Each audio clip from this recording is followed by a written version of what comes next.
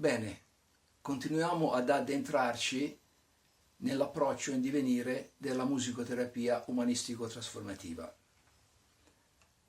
La musicoterapia umanistico-trasformativa si riconosce nel paradigma dell'approccio olistico e aderisce alla visione sistemica della vita.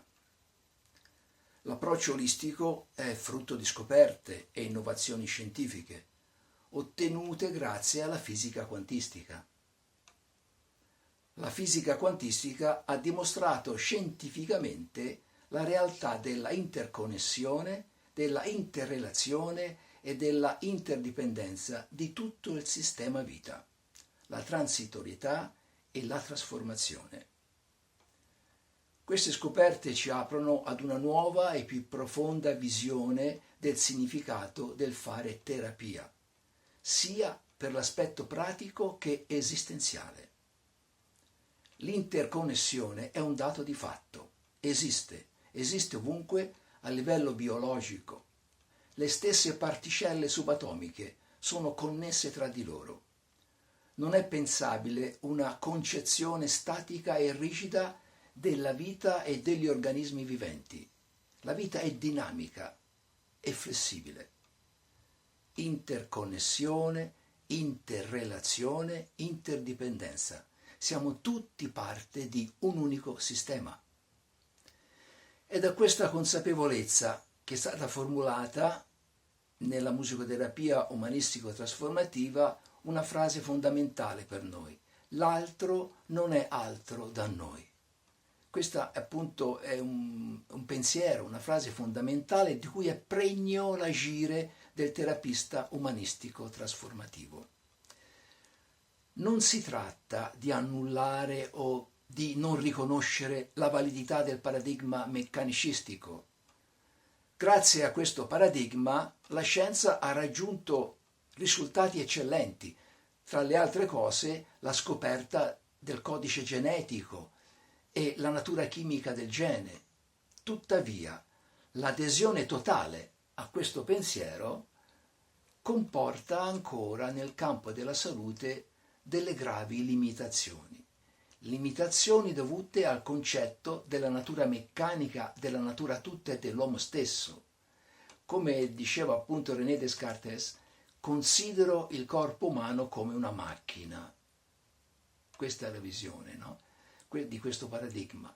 Ma questo paradigma ha portato gravi limitazioni dovute al pensiero dualistico, con il quale viene introdotta la separazione tra spirito e materia, quindi la separazione tra anima intesa anche come psiche e corpo, perdendo in questo modo la percezione globale della persona.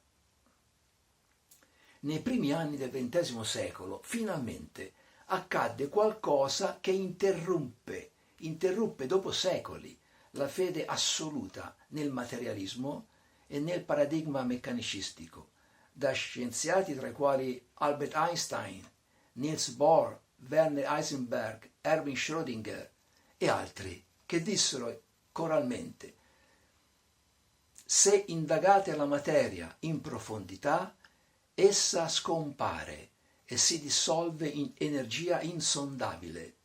L'universo fisico è essenzialmente non fisico e può sorgere da un campo che è ancora più sottile dell'energia stessa, un campo più simile alla informazione e all'intelligenza o alla coscienza piuttosto che alla materia. E qui ho citato anche il dottor Erwin Laszlo, fisico e filosofo. La musicoterapia umanistico-trasformativa tiene presente che l'uomo è connesso al proprio ambiente, non solo a livello biologico, ma è connesso anche a livelli più sottili. Mi riferisco a livello psichico, emotivo, spirituale. Siamo altresì convinti, non solo teoricamente, ma anche per esperienza, che qualsiasi tipo di malessere, come qualsiasi tipo di benessere, ci coinvolge tutti, in virtù proprio del principio della interconnessione, come detto, ormai provato scientificamente. Quindi, quando qualcuno di noi in quanto appartenenti al solito sistema, trasforma positivamente un proprio problema, tutto il sistema ne trae beneficio.